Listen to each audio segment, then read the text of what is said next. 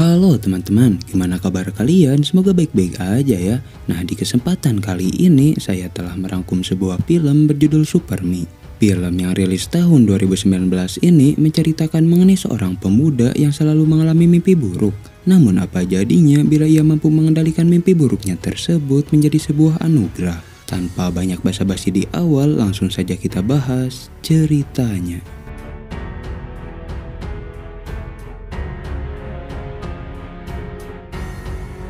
Film berkisah mengenai seorang pria bernama Sang-yu, seorang pemuda malang yang sedang mengalami keterpurukan di dalam kehidupannya. Hampir setiap hari, Sang-yu mengalami mimpi buruk yang membuatnya tak bisa tidur. Bahkan mimpi itu serasa sangat nyata dengan sosok monster hitam yang sangat mengerikan.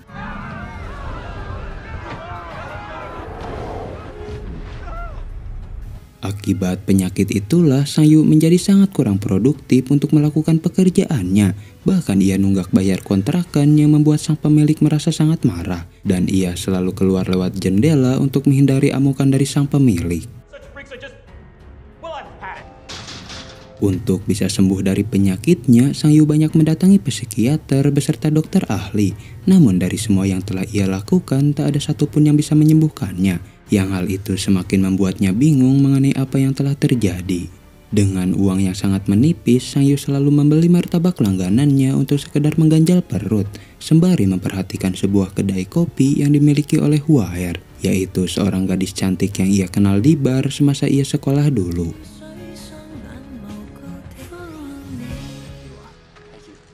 Ketika hendak menikmati martabaknya, Sang-yu dihampiri oleh seorang pria bernama San. Namun dirinya terlihat sangat ketakutan, bahkan mencoba untuk melarikan diri, yang mana diketahui bahwa ia memiliki hutang kepada San yang datang untuk menagihnya.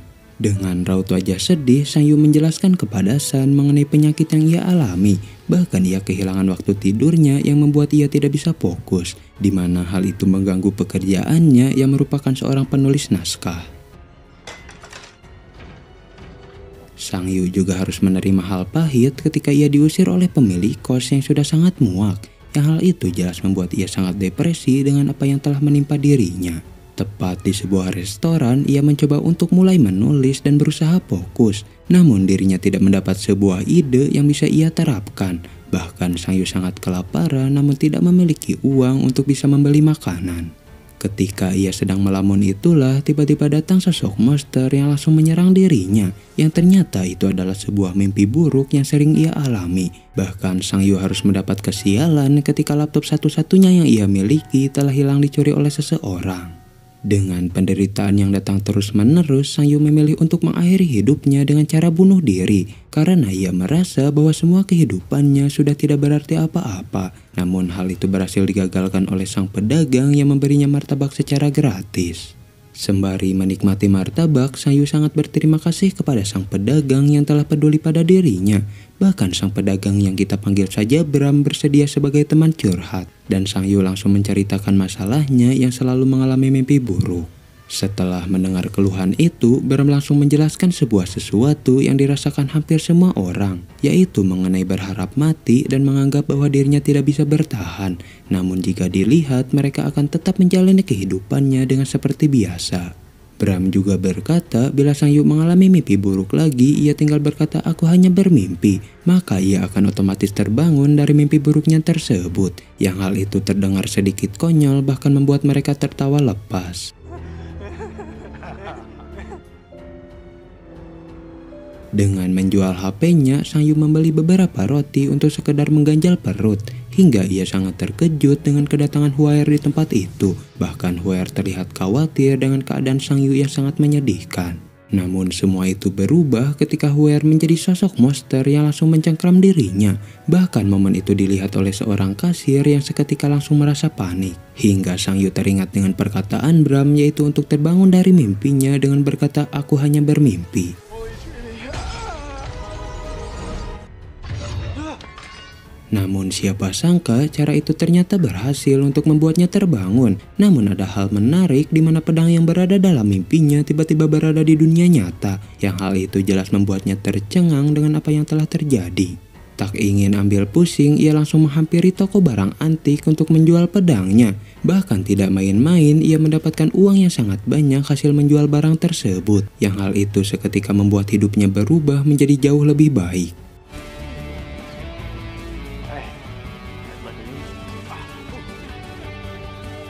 Tepat di apartemen mewah yang ia sewa, Sang Yu membeli sebotol obat tidur yang akan membuatnya terlelap. Bahkan dengan senyum di wajahnya, ia sudah siap bekerja kembali, yaitu mengambil barang yang ada di dalam mimpi.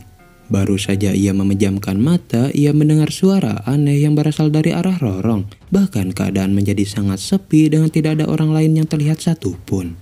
Hingga ia dibuat terkejut ketika sosok master yang selalu meneror dirinya tiba-tiba muncul dari balik tembok. Bahkan langsung melancarkan serangan yang membuat Sang Yu mengalami sebuah luka. Dan ia berkata aku bermimpi yang membuatnya akhirnya terbangun dengan kapak yang sudah ada di dalam genggamannya.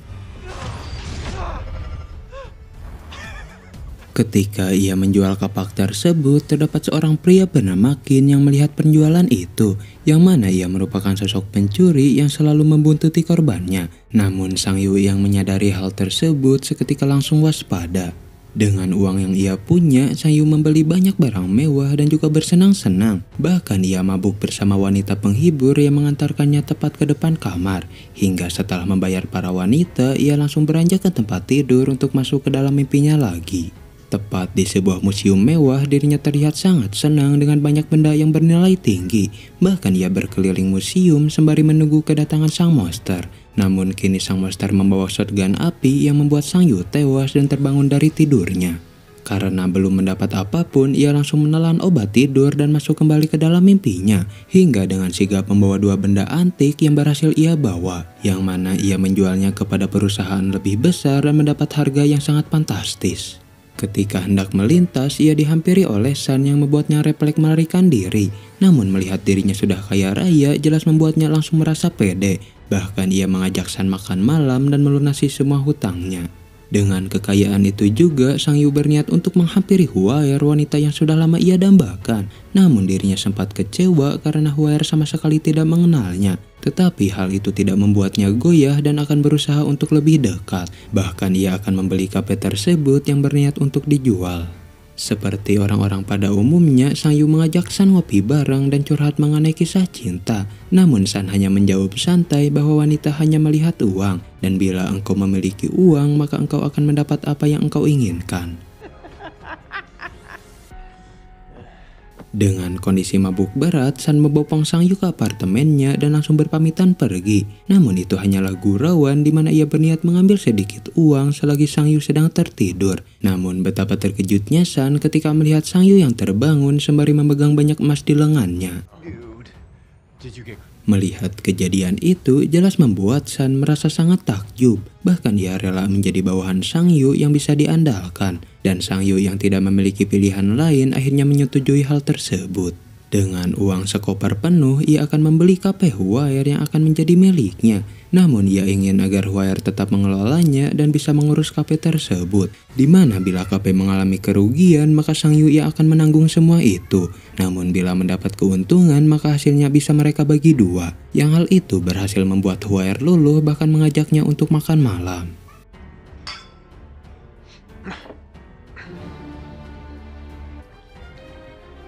Dengan persiapan yang matang, Sang Yu bergegas untuk tidur dan berada di berangkas yang penuh dengan uang. Bahkan saking seringnya masuk ke alam mimpi, dirinya bisa mengendalikan mimpinya tersebut. Bahkan ia sudah tidak takut oleh sang monster yang dapat dengan mudah ia kalahkan. Tepat di keesokan harinya, Hwaer menjadi sangat terkejut dengan kondisi kafe yang tiba-tiba ramai. Bahkan antriannya sampai membeludak yang membuat semua kursi menjadi penuh. Yang ternyata semua itu dilakukan oleh San dengan membayar orang-orang untuk membeli kopi. Melihat Bram yang pernah menolongnya jelas membuat hati kecil Sang Yu memilih untuk balas budi. Di mana ia menaruh gepokan uang yang bernilai sangat banyak. Namun entah kenapa Bram seperti tidak menyukai pemberian tersebut. Setelah kafe tutup, Sang Yu mengantar Hwaer pulang dengan berjalan kaki dan mereka mengobrol santai sembari menikmati angin malam. Hingga melihat pasangan yang berada dalam mobil, Hwaer terlihat menginginkannya yang membuat Sang Yu menjadi sangat semangat. Ia lalu melakukan hal gila dengan membayangkan sebuah mobil sport yang berada di dalam mimpinya. Bahkan tak tanggung-tanggung ia membawa mobil tersebut tepat di dalam kamar. Yang hal itu jelas membuat Sun yang sedang tertidur seketika langsung terbangun. Seperti biasa, ia mengantar Hwaer pulang kembali namun dengan menaiki mobil barunya. Bahkan ia memberikan mobil tersebut sebagai sebuah hadiah. Yang hal itu jelas membuat Hwaer sangat terkejut dan kepo mengenai pekerjaan yang Sang-yu miliki. Di mana Sang-yu berkata bahwa ia adalah seorang penulis naskah yang mendapat cukup keberuntungan. Untuk membuat Hwaer lebih percaya, ia membuat sebuah perkumpulan yang menayangkan tentang dirinya, di mana ia merupakan seorang penulis naskah yang tergolong sangat populer. Namun karena tidak ingin terlalu mencolok, dirinya sangat jarang sekali untuk menunjukkan diri di depan layar, yang hal itu merupakan sebuah alasan mengapa banyak orang tidak mengenal dirinya. Dan pertunjukan tersebut sukses membuat Hwaer percaya mengenai Sang-yu yang merupakan sosok penulis naskah. Tepat di dalam mimpi, Sang-yu mendatangi sebuah tempat yang penuh dengan barang-barang emas dan ternyata merupakan kediaman sang monster yang menguasai semua itu. Namun karena Sang-yu sudah bisa mengendalikan mimpinya, sang monster hanya duduk termenung dan tidak bisa melakukan apa-apa. Melihat sabuk sang monster yang sangat keren, hal itu membuat Sang-yu menjadi sangat tertarik. Namun sang monster sempat menyentuh dada Sang-yu dengan menggunakan dua jarinya. Hingga ketika sabuk itu berhasil dilepas, sang monster beserta semua benda yang ada di tempat tersebut seketika langsung musnah. Dengan semua pencapaian yang ia peroleh, Sun berkata kepada Sang-yu bahwa ia merupakan pilihan Tuhan, di mana dengan kekayaan yang ia miliki, dirinya bisa membuat kedamaian di atas muka bumi, seperti menggratiskan makanan, menggratiskan pendidikan, dan krisis keuangan lainnya. Bahkan ia akan menjadi sosok hebat yang sangat berjasa. Seriously, you could be the one who does it. Change the world together, Sang-yu.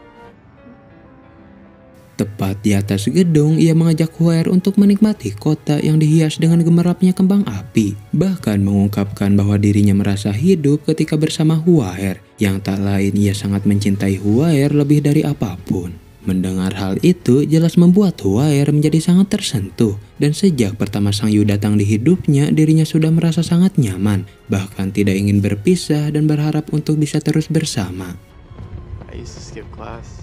Ketika sedang berada di rumah Hwaer itulah, Sang-yu tiba-tiba mengalami hal aneh saat dirinya mendapat sebuah serangan. Dan terdapat dua goresan hitam yang berada tepat di dadanya. Dan ia langsung memilih pulang yang membuat Hwaer menjadi kebingungan. Ia lalu ingat mengenai dua goresan hitam yang sama persis saat sang monster menyentuh dirinya, yang menandakan bahwa itu merupakan efek samping dari dalam mimpi, di mana Sang-yu bertanya kepada Sun apakah ia akan mendapat balasan setelah apa yang telah ia lakukan. Mendengar hal itu jelas membuat Sun merasa sangat terkejut, namun ia menenangkan Sang-yu yang terlihat sudah sangat khawatir dan berkata bahwa Sang-yu hanya butuh istirahat yang akan membuatnya pulih kembali. Sang-yu lalu bermimpi berada di sebuah lift menaiki gedung yang sangat tinggi dan ia melihat seorang pria yang sedang berdiri mematung. Hingga betapa terkejutnya ia ketika melihat bahwa sosok pria tersebut adalah wujud dirinya sendiri, di mana wujud itu terlihat mengkhawatirkan dan lenyap menjadi butiran debu.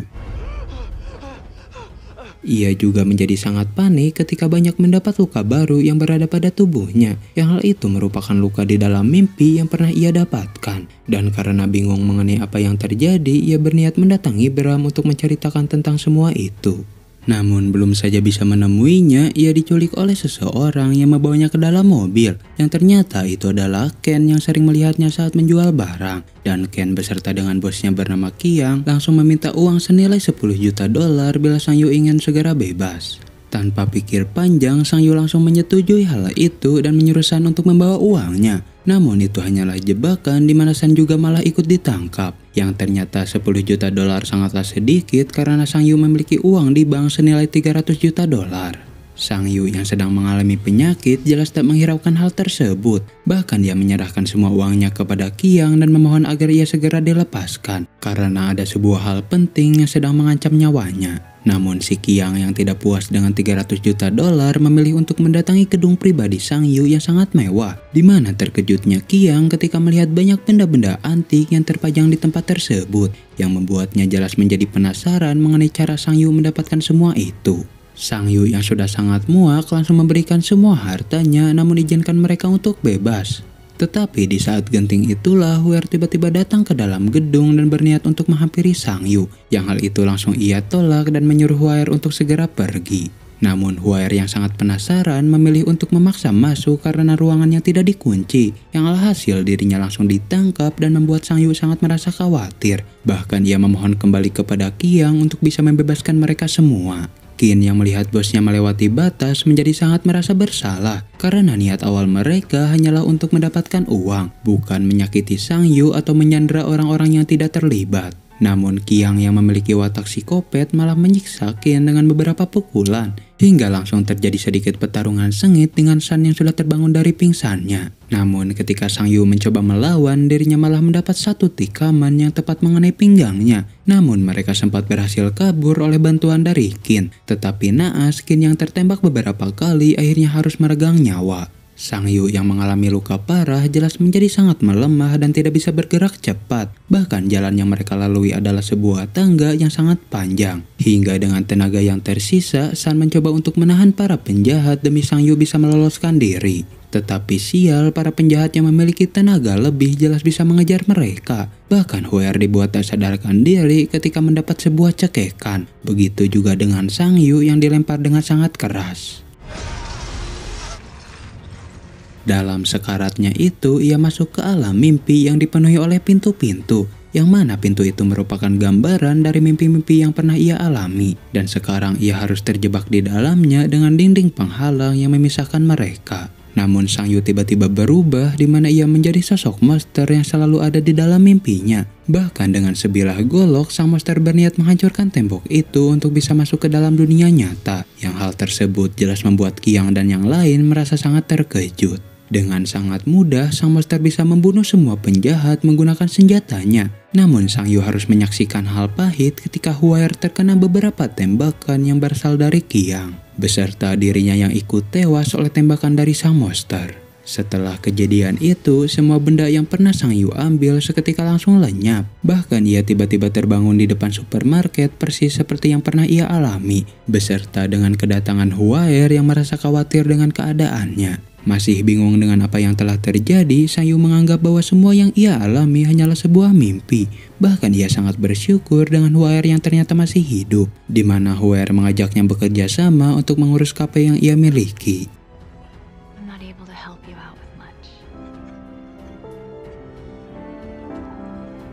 Sejak kejadian itu, hidup Sang Yu menjadi jauh lebih baik dan terlihat bahagia. Ia juga sering bertemu dengan San untuk sekedar mengobrol bareng. Bahkan ia menjadi seorang penulis naskah yang sudah cukup terkenal. Dan film pun berakhir.